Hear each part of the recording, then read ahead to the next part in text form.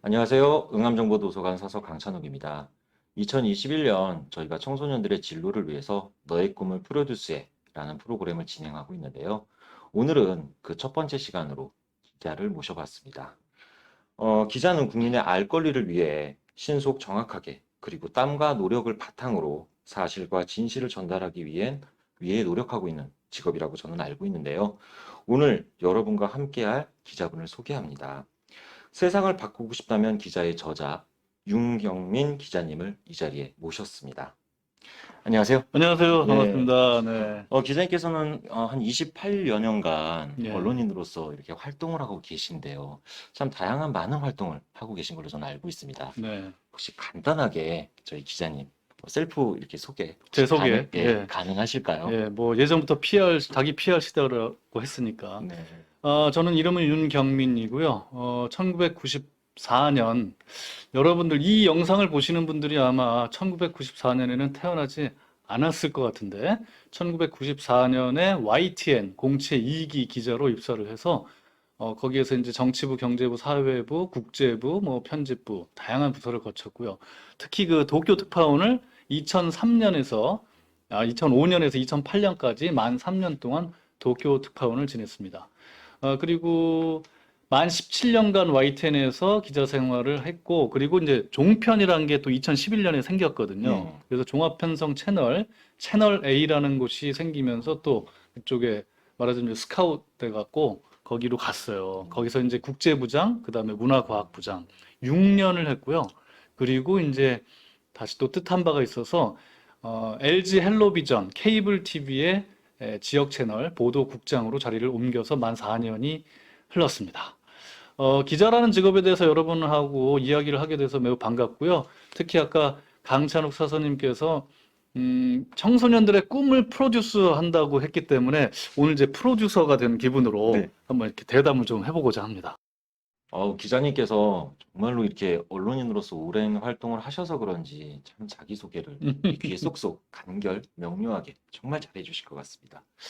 글쎄요, 저는 도서관 사서로서 이렇게 기자와 관련된 책들을 많이 보다 보면 굉장히 딱딱할 수도 있겠다. 아니, 어찌 보면은 정말 사실에 입각하기 때문에 뭐 이렇게 자연스럽게 대화를 하기가 굉장히 어려울 수도 있겠다라는 음. 생각을 하는데요. 막상 뵈니까 그런 느낌은 전혀 안 듭니다. 네. 자, 기자라는 직업 참 궁금합니다. 여러 가지 상도 있고요. 그리고 뭐 시대에 어찌 보면은 사람의 중심으로 사실을 전하는 굉장히 중요한 직업인데요. 어떤 직업입니까? 기자라는 직업이. 예. 기자가 이제 기자. 그래서 여러분들 한자를 아마 안 배우실지도 모르겠어요. 저희 때는 다 배웠는데 중학교 때부터 기자가 기록할 기에 사람 자자입니다. 예전에는 이제 놈 자자라 그랬는데 사람 자자라 그래요, 요즘에는. 그래서 기록하는 사람이에요, 사실은. 무엇을 기록하는가? 저는 그렇게 생각합니다. 역사를 기록하는 사람이다. 오늘 일어난 일, 또 내일 일어날 일, 내일이 되면은 그게 또 오늘이 되겠죠. 그래서 매일매일 발생하는 것들을 기록을 하는 사람이 기자다. 그렇게 생각을 하고 두 번째는 제가 쓴 책 제목이기도 합니다만은 세상을 바꾸고 싶다면 기자. 그래서 기자는 세상을 바꾸는 사람이다. 이렇게 생각을 합니다. 이렇게 얘기를 하면 아니 기자님 무슨 기자가 어떻게 세상을 바꿔요 도대체 이렇게 또 질문을 하실 분들이 분명히 계실 거예요. 네. 제가 아주 굵직한 물론 이제 뭐 모든 기자들이 매일 그렇게 굵은 사건을 만들어내는 건 아닙니다만은 역사를 바꾼 사례를 몇 가지를 좀 이야기를 해드릴게요. 예를 들어서 베트남 전쟁 아시죠, 여러분들? 베트남도 남과 북으로 나뉘어 가지고 공산주의와 자본주의 간의 어떤 대립이 있었어요. 그래서 미군이 그 남베트남을 돕기 위해서 많이 파견됐고 또 한국군도 파견이 돼서 베트콩하고 싸웠지 않습니까? 이제 사이공이라는 도시가 있어요. 호치민 지금은 이제 호치민시인데 남베트남의 수도예요. 네, 거기에서 길거리에서 AP 통신 기자, 사진 기자가 찍은 사진이 보도 사진이 뭐 편집되면 여기쯤 나갈 텐데 권총으로 그 체포한 베트콩 간부를 남베트남 경찰 장관이 즉석에서 이 방아쇠를 당기는 장면이 포착이 된 게 있습니다. 그러니까 그때까지만 해도 미국 사람들은 이 베트남 전쟁은 정의의 전쟁이다. 이렇게 얘기를 생각을 했었는데 재판도 하지 않고 즉결 처형을 길거리에서 한복판에 대낮에 하는 걸 보고서 아, 이 전쟁은 이건 정의를 위한 전쟁이 아니야 라고 해서 반전 운동이 일어나게 되죠. 미국 내에서 아, 베트남 전쟁은 나쁜 전쟁이다. 끝내야 된다. 전쟁을 끝내라 라고 시위하고 집회가 벌어지게 됐고요. 3년 뒤에는 또 다른 여러분들도 이 사진을 한번 보신 것 같은데 아이들이 전쟁 그 공포에 질린 아이들이 막 달아나는 도망치는 모습이 있어요. 뒤에는 연기가 흐르고 폭약 냄새가 나는 듯한 그런 장면이에요. 그 중에 한 소녀가 9살 소녀가 벌거벗은 채로 공포에 질린 채 도망가는 모습이 또 AP통신 기자의 카메라에 포착이 됩니다. 이 사진이 또 미국 전 세계에 퍼지면서 미국 내에 또 다른 반전 여론을 불러일으키는 거죠. 그 여자아이가 왜 벌거벗고 사진에 찍혔는지 아세요?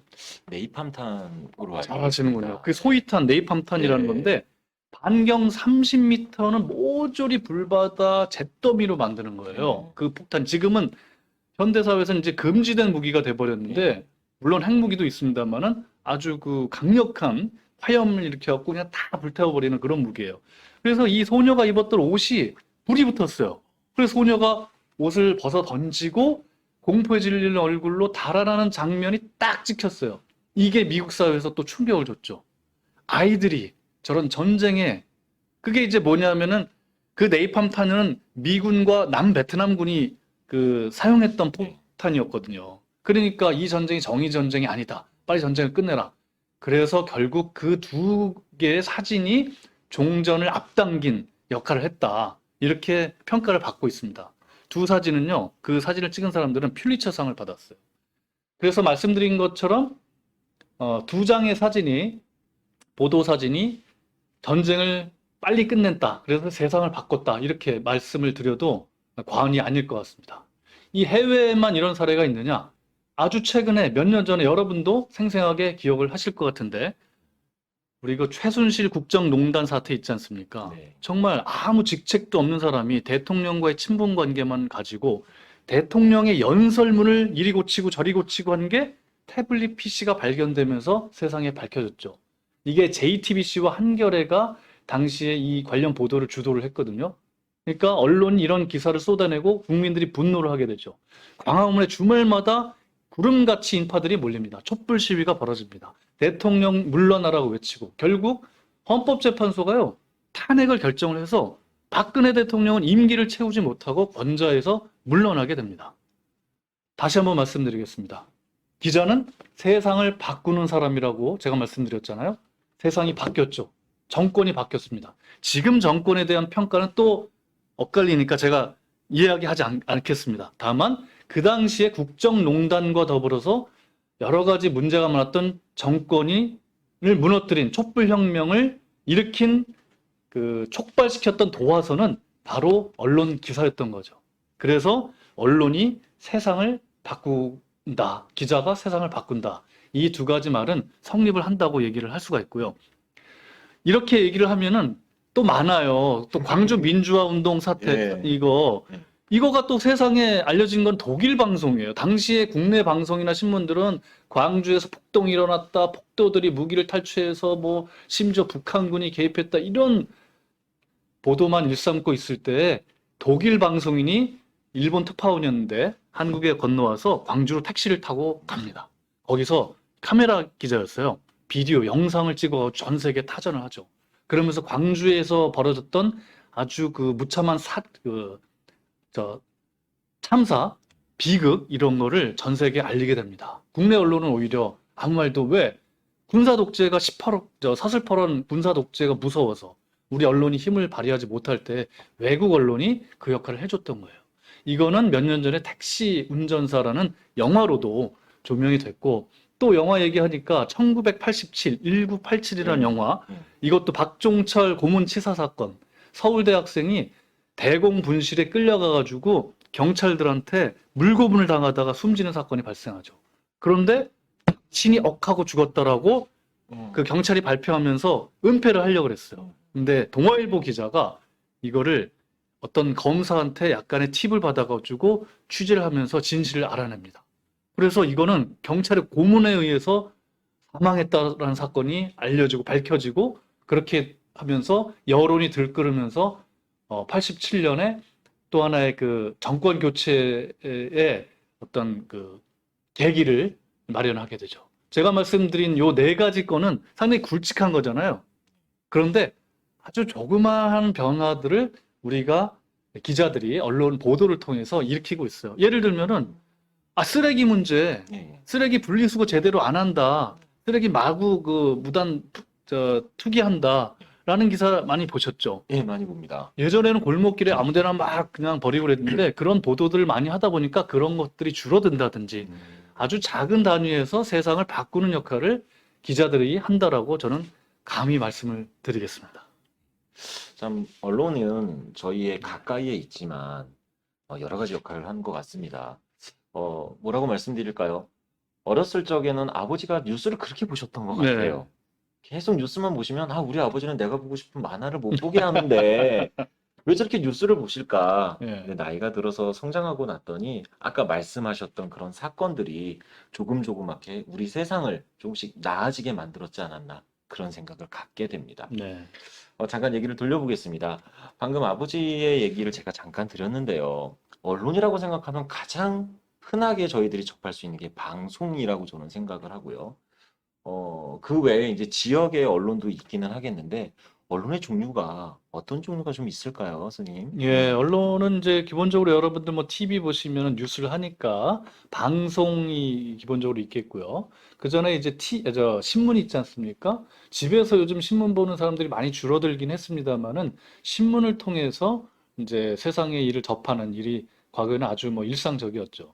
이제 말씀하셨습니다만은 저희 아버지는 참 신문을 보셨고, 예, 우리 사서님 아버님께서는 이제 뉴스를 많이 보시고, 예, 이렇게 이제 방송과 신문, 그 다음에 통신사라고 있어요. 지금 연합뉴스라고 하는 게 통신사인데, 네. 통신사는 언론사에다가, 그러니까 신문사나 방송사에 기사를 공급해 주는 거를 통신사라고 해요. 그래서 아까 얘기했던 AP통신, 뭐 로이터통신, 한국에는 이제 연합통신, 이렇게 있었어요. 근데 연합통신이 연합뉴스로 이름을 바꿨죠. 예, 그래서 통신사가 있고, 그 다음에 이제 전국 언론, 그러니까 중앙 언론사가 있고, 지역 언론사가 있습니다. 예, 신문도 강원일보, 뭐 경남일보, 부산일보, 국제신문 이런 식으로 각 지역만 커버하는 지역신문이 있고 전국을 커버하는 뭐 동아일보, 중앙일보, 경향신문, 한겨레신문 이런 것들이 있습니다.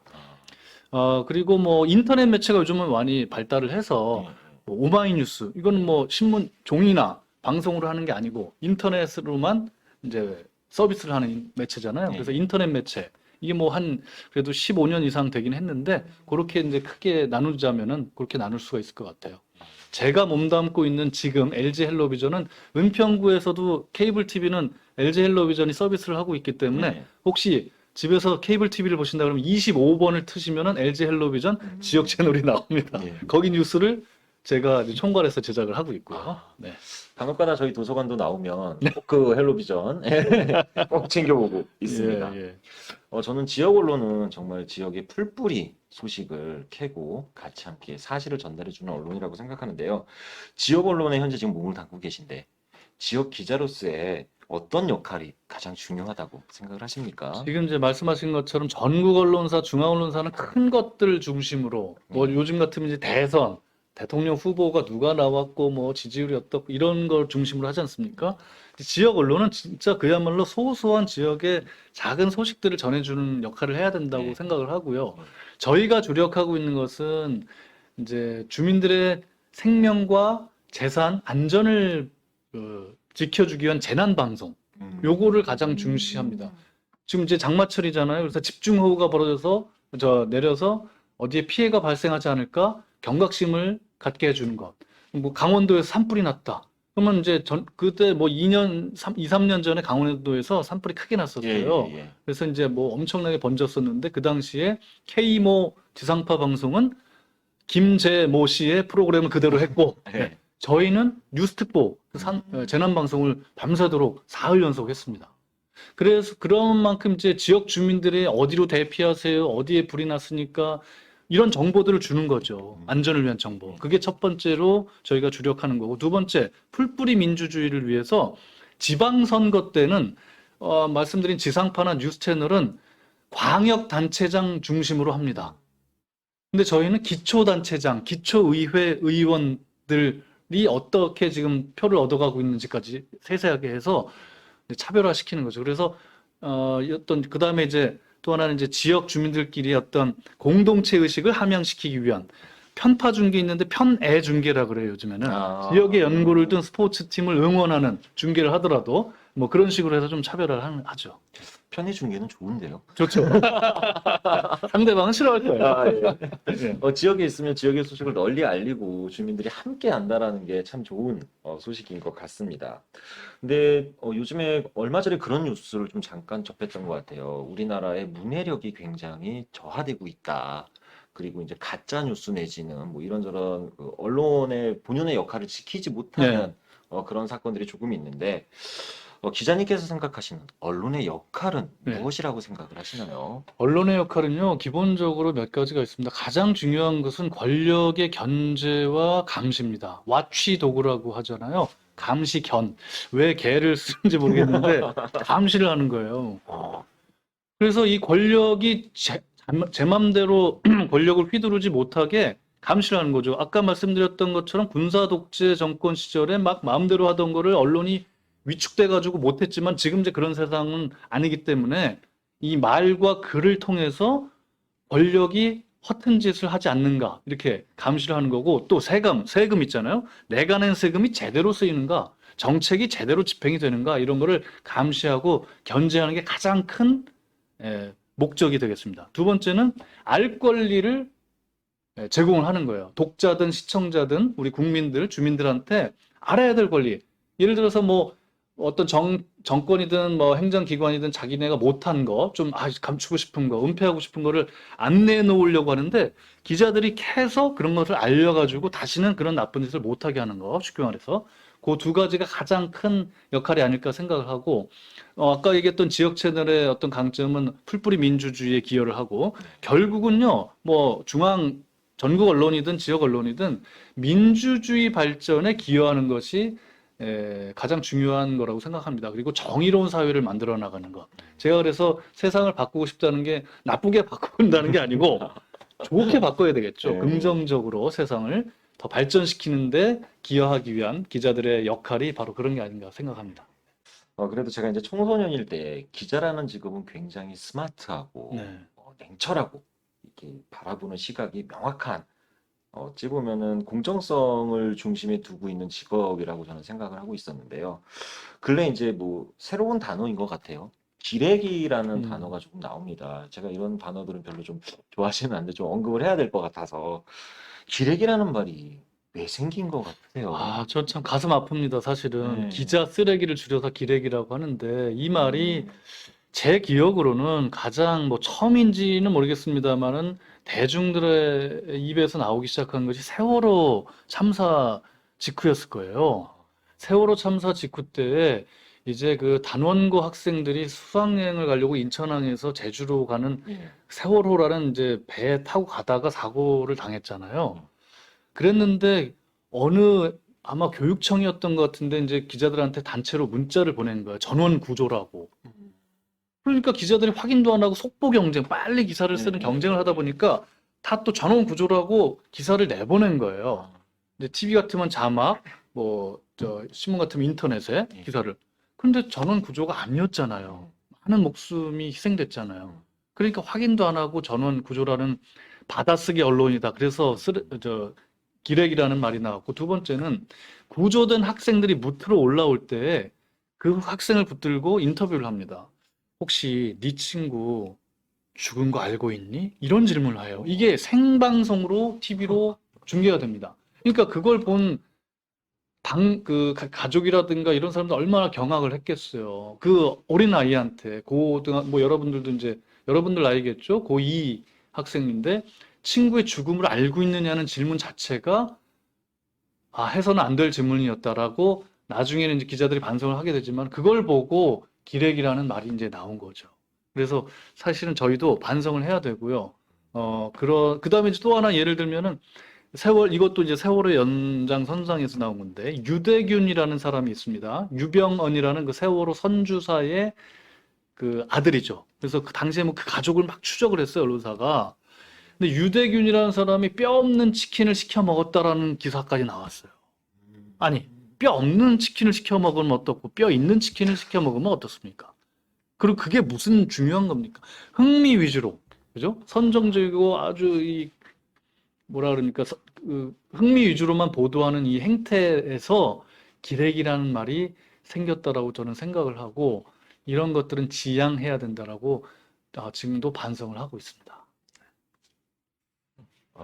그 기레기라는 단어가 참 좋지 않은 단어인데, 그런데 이유가 있었네요. 네. 어찌 보면 이제 참 언론인, 그리고 기자의 역할이 참 중요한 것 같습니다.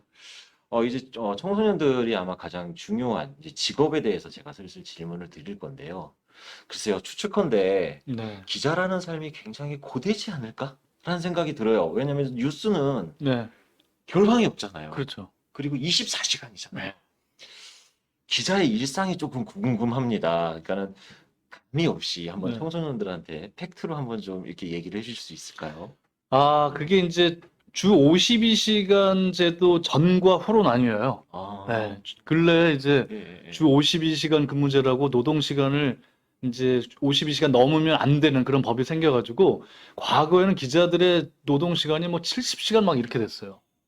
예를 들어서 제가 94년에 입사를 했을 때 이게 2000년대 뭐 2010몇 년까지도 유지되던 건데 입사를 하게 되면은 일단은 사회부, 그 사건팀 기자를 하게 돼요.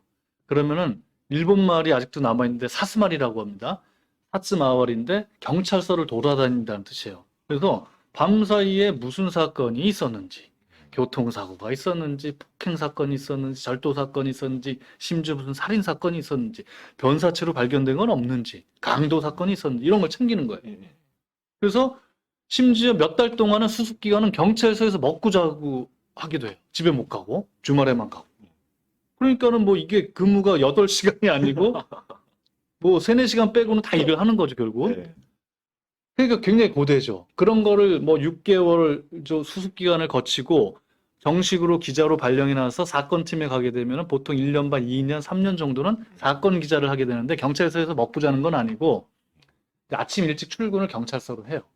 그래서 경찰서에서 전화로 이제 취재를 한다든지 직접 현장에 간다든지 사건이 발생하면 바로 달려가고 그다음에 이제 여러분들 기억하실지 모르겠는데 강릉 잠수함 예. 북한 잠수함 침투 사건이 있었어요. 네네. 그때는 제가 바로 뭐 다른 거 취재하고 있는데 선배 캡이라 그래 시경 캡이라 그러는데 그 사건 팀장 정도 되는 거죠. 예. 전화가 와가지고 바로 강릉으로 가라.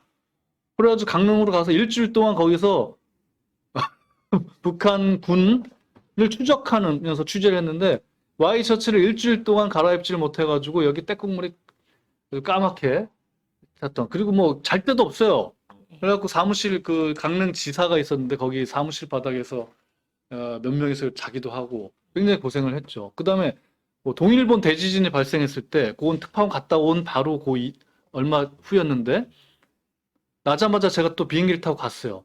근데 1박 2일이 걸렸습니다. 그때 이제 도로가 폐쇄되고 이래가지고 그래서 차에서 잔다든지 거기에 뭐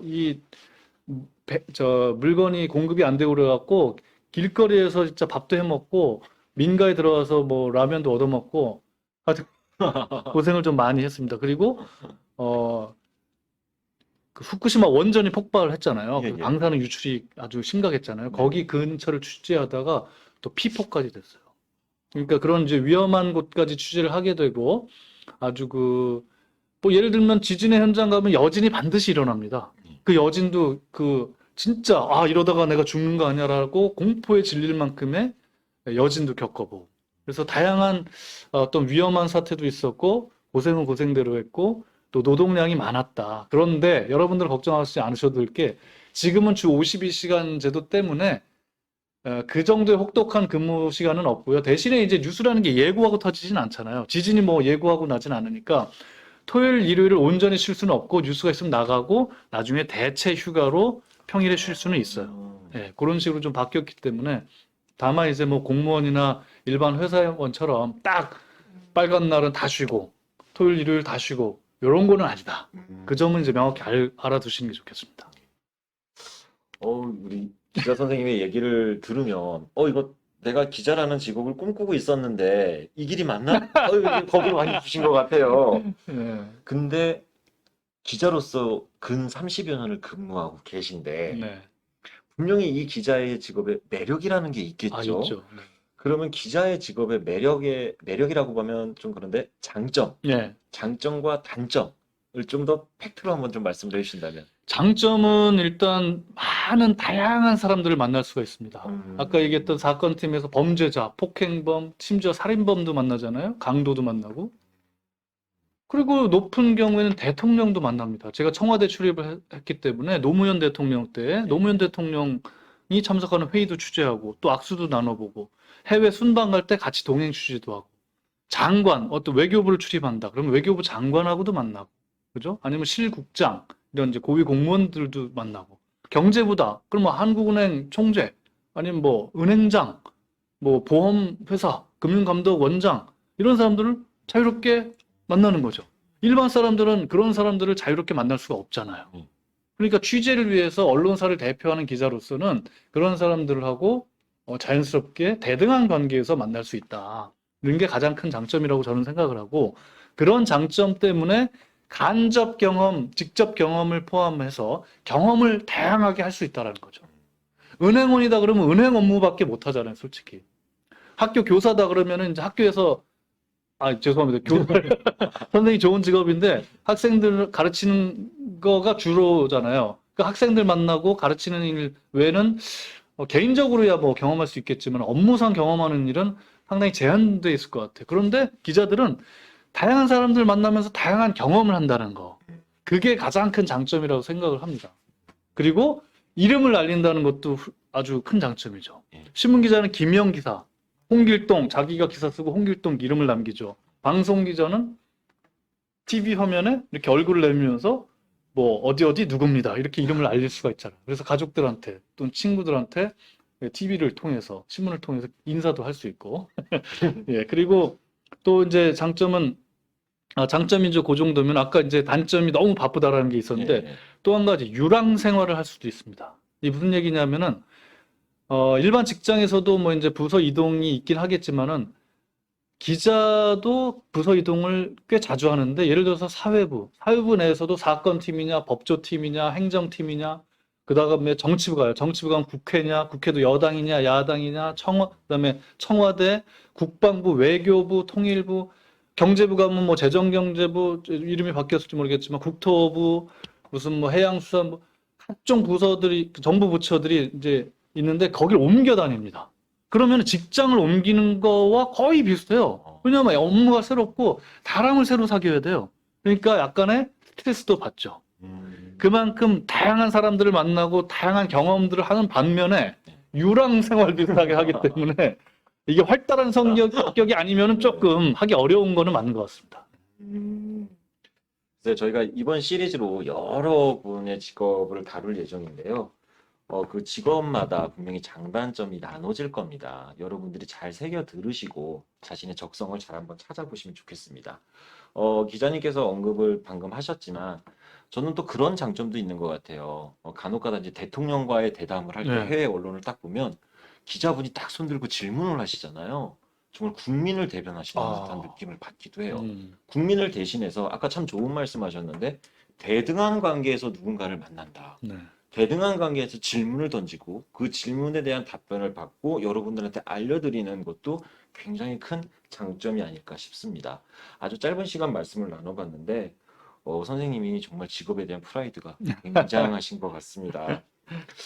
이렇게 다니다 보면은 뭐 해외도 많이 다니시는 것 같고 기자가 되기 위해서는 본인의 이제 소양 내지는 역량이 굉장히 많이 배양이 돼야 될 것 같은데 기자가 되려면 네. 어떤 소양과 역량을 갖춰야 될까요?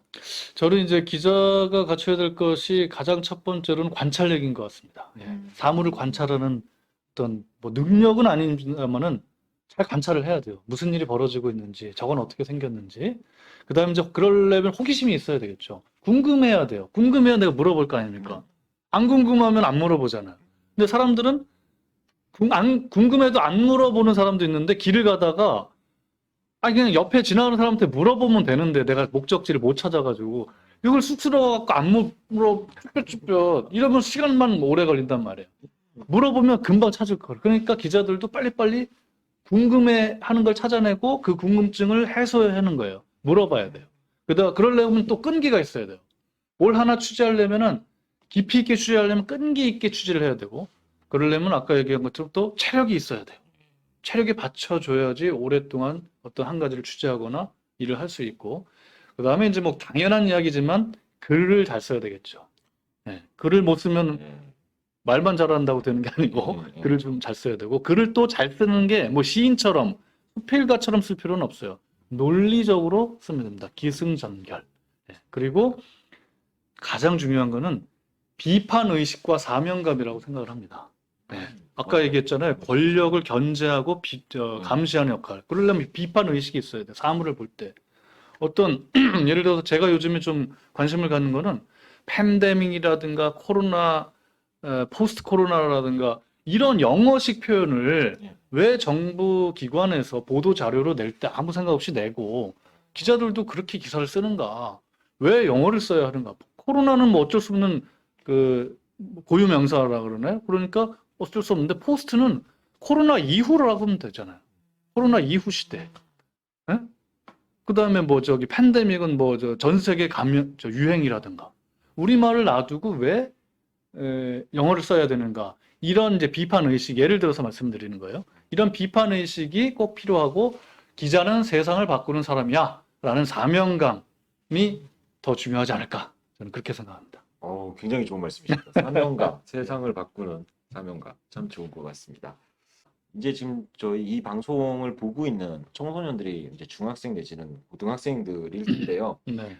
지금부터 나는 정말 세상을 한번 바꿔보고 싶어. 멋진 기자로서 알 권리를 한번 내가 한번 역할을 한번 해보고 싶어. 라는 청소년들이 있을 겁니다. 기자가 되려면 지금부터 어떻게 이 청소년들이 준비를 해야 할까요? 기자가 되고 싶거나 관심이 있는 우리 청소년 여러분들은 저도 뭐 둘째 아들이 고1이라서 그 심리를 조금은 아는데 뉴스를 많이 보세요. TV 뉴스를 꼭 TV로 보지 않아도 되고요. 인터넷으로 뭐 뉴스 동영상으로 한두 개를 본다든가 뭐 포털이라든가 어느 특정 언론사의 홈페이지에서 제목만 몇 가지 보다가 아, 요거 재밌을 것 같아. 내가 관심 있는 분야야. 하루에 한두 가지만 반드시 매일 읽으면은 도움이 될 겁니다. 사회를 보는 눈이 생기게 되고 기사를 통해서 어떤 논리적인 글을 접하게 될 거예요. 그거를 필사를 하면 더 좋겠죠. 기사를 그냥 그대로 받아치는 연습을 하면 더 좋겠죠. 그다음에 이게 나한테 적성에 맞나? 뭐 이런 것들을 좀 따져보면서 아까 얘기했던 기자는 유랑 생활을 해야 돼. 체력이 좋아야 돼. 너무 바빠. 근데 토요일, 일요일 다 반납하고 나도 취재를 해놔야 되는 경우도 있어. 내가 그런 거 할 수 있나? 이런 것도 사실은 필요해요. 왜냐하면 그런 거, 나는 주말에는 오로지 쉬어야 돼. 이런 사람들은 기사 못해요. 그러니까 분명히 그런 거를 염두에 두시고, 말씀드렸던 것처럼 기사를 잘 읽어보고, 동영상도 보고요. 글을 또 써버릇해야 됩니다. 일기를 쓰세요. 내가 오늘 했던 일, 어떤 책을 읽었던 일. 길게 쓸 필요가 없어요. 하루에 3줄, 그 다음날은 4줄, 그 다음날은 5줄. 그렇게만 써도 충분히 훈련이 된다고 생각을 합니다. 그렇게 자기의 적성을 찾고 준비를 하는 게 보고, 듣고, 쓰고. 이게 가장 기본적인 준비가 아닐까 생각합니다. 네. 만약에 제가 청소년기로 돌아가서 기자를 꿈꾼다면 글쎄요, 저한테는 약간의 꼬리인 지점이 하나 있을 것 같아요. 아까 유랑생활이라고 하셨는데 저는 정말 세계를 한번 다녀보는 특파원도 한번 꿈꿔보고 네. 싶고요. 그리고 그거 있잖아요. 음악이 장장장장장 나가면서 안녕하십니까? 몇 시 뉴스의 아무개입니다.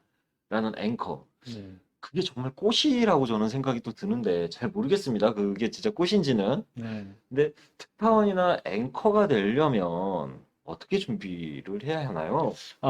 특파원은 기본적으로 이제 도쿄 특파원을 했잖아요. 제 예. 대학 전공이 일본어예요. 그래서 특파원을 선발할 때는 가장 기본적으로 현지 언어가 가능한가를 봅니다. 왜냐하면 그 나라 말로 취재를 해야 될 거 아니에요. 예. 인터뷰도 하고. 그러니까 그 나라 말을 못하면 안 되죠. 뭐 워싱턴 특파원이다, 뉴욕 특파원이다. 그러면 영어를 잘해야 되고요. 베이징 특파원이다. 그러면은 당연히 중국어를 잘해야 되겠죠. 그리고 뭐 저기 베를린 특파원이다. 그럼 독일어를 잘해야 되겠죠. 파리 특파원이다. 불어를 잘해야 되겠죠. 그래서 현지 언어가 기본적으로 돼야 되고요. 두 번째는 기자로서 어떤 뭐 단독 기사를 몇 건 썼거나 특종을 했거나 해서 취재를 잘하는 사람을 보내요. 아, 취재를 못하는 사람을 보내진 않겠죠. 더군다나 해외를 보내는데.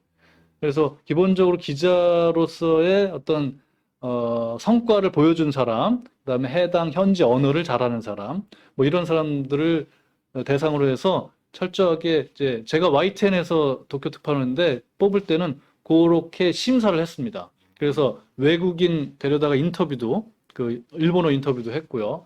그다음에 이제 뭐 회사마다 규정이 다른데 만 10년 이상 뭐 이런 규정들이 있어요. 저도 만 10년 딱 된 이후에 이제 선발됐기 때문에 그런 규정들이 있으니까 그런 것들은 이제 자기가 희망을 한다 그러면은 지금 벌써부터 준비할 필요는 없고 나중에 준비하시면 될 것 같아요. 아, 그다음에 앵커 말씀하셨죠? 앵커, 예. 아, 저도 이제 앵커도 해봤는데 앵커는 일단 뭐 표준어를 사용하는 사람, 그다음에 이 외모가 혐오감을 주지 않는 사람, 그렇죠? 네, 아, 혐오감을 주면 네. 곤란하겠죠. 아, 이제 TV에 얼굴을 내미는 거니까 잘생길 필요는 없어요. 뭐 미스 코리아나 미스터 코리아 이런 사람은 필요 없고 혐오감을 주지 않는 사람. 그리고 이제 뭐 전달력이 좋은 사람이라 해야 되겠죠. 네. 그 정도이고 이제 회사에서 또 각 방송사마다 선발을 합니다. 그 내부의 어떤 경쟁 시스템이라 그럴까 이런 걸 거쳐가지고. 그래서 뭐 저도 몇 번을 했었고 했는데 장단점이 있는 것 같아요. 이제 어떤 이런 조명의 스포트라이트를 받으면서 내 얼굴이 TV에 나오고 하는 게 좋은데 아 이게 또 너무 유명한 사람들은 개인적으로 밖에서 알아보는 사람들이 있으니까 더 불편한 경우도 있어요. 목욕탕에서 만났는데 누가 인사를 해요. 얼마나 창피합니까? 벌거벗고 있는데. 네, 그런 경우도 있으니까 예. 너무 이렇게 나는 앵커 하고 싶어. 이런 사람들은 그런 것도 염두에 두어야 될 것 같습니다. 특파원과 앵커에 대해서 참 잘 설명해 주신 것 같습니다. 저도 청소년기로 돌아간다면 특파원과 앵커까지 한번 해보고 싶은 욕심이 있습니다. 음. 매일 테레비에 제 얼굴이 나오고 저의 전달력으로 뭔가를 해준다는 게 참 의미 깊은 것 같습니다. 잘 하실 것 같아요. 아유, 감사합니다. 네. 그럼 이제 마지막으로 우리 청소년들에게 네. 좀, 기자분으로서 하고 싶은 말이 좀 있으실 것 같은데, 네. 어떤 말이 좀 있으실까요? 네, 아까도 말씀드린 것처럼 저도 이제 고등학교 1학년 아들이 있는데 청소년기의 미래에 대한 어떤 자신의 어떤 꿈을 키워가는 게 좋은 것 같아요. 그래서 직업, 이 세상에는 수만 가지 직업이 있지 않습니까? 나는 무슨 직업이 어울릴까?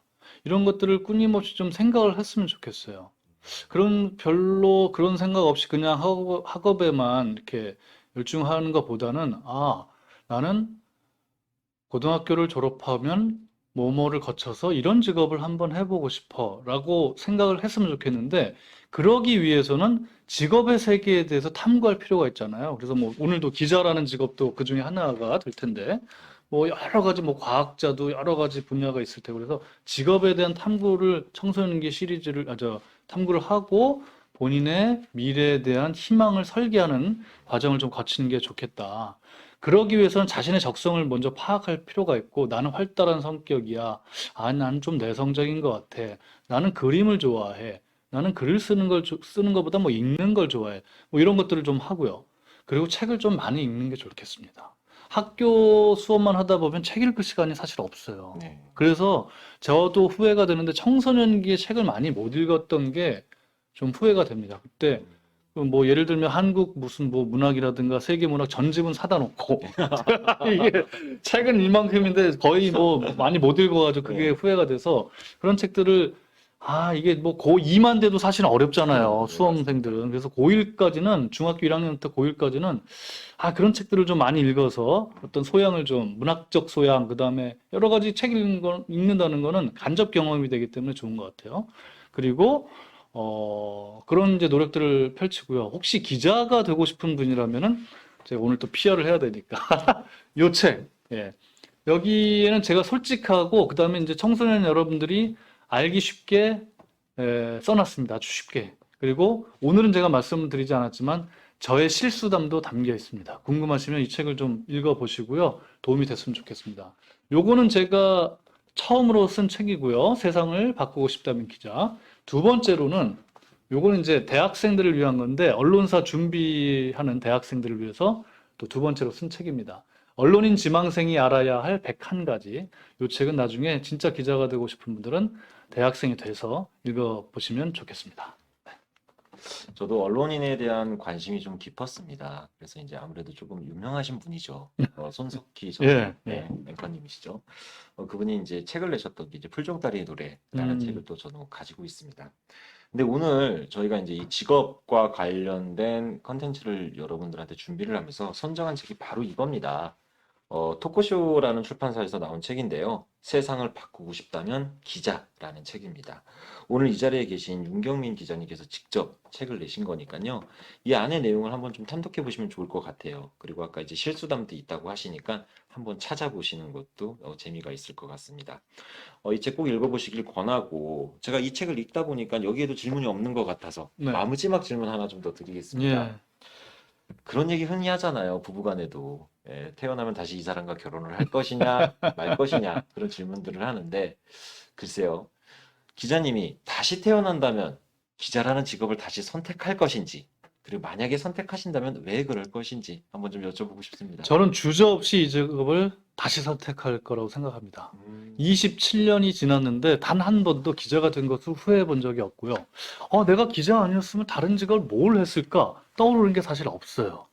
그 전에는 막연히 무역회사 그냥 무역회사 다니면서 해외를 좀 다니고 싶다라는 생각은 기자가 되기 전에 갖고 있었는데 지금은 잘 못할 것 같아요. 일반 직장인들이 하는 일은 자신이 없어요.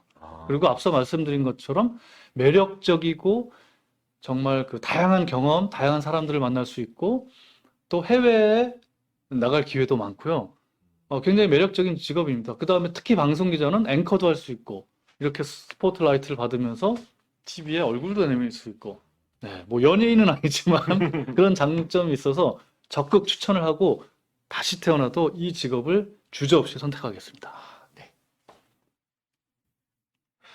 오늘 우리 함께 기자라는 직업을 알아봤습니다. 윤경민 기자님께서 쓰신 책과 직접 이렇게 옆에서 참 좋은 얘기들을 많이 들려주셨는데요. 여러분들의 진로 선택에 많은 도움이 되시기를 바랍니다. 마지막으로 우리 청소년들의 꿈을 응원합니다. 청소년의 꿈을 프로듀스하자! 프로듀스하자! 다음 시간에 인사드리도록 하겠습니다. 감사합니다. 고맙습니다.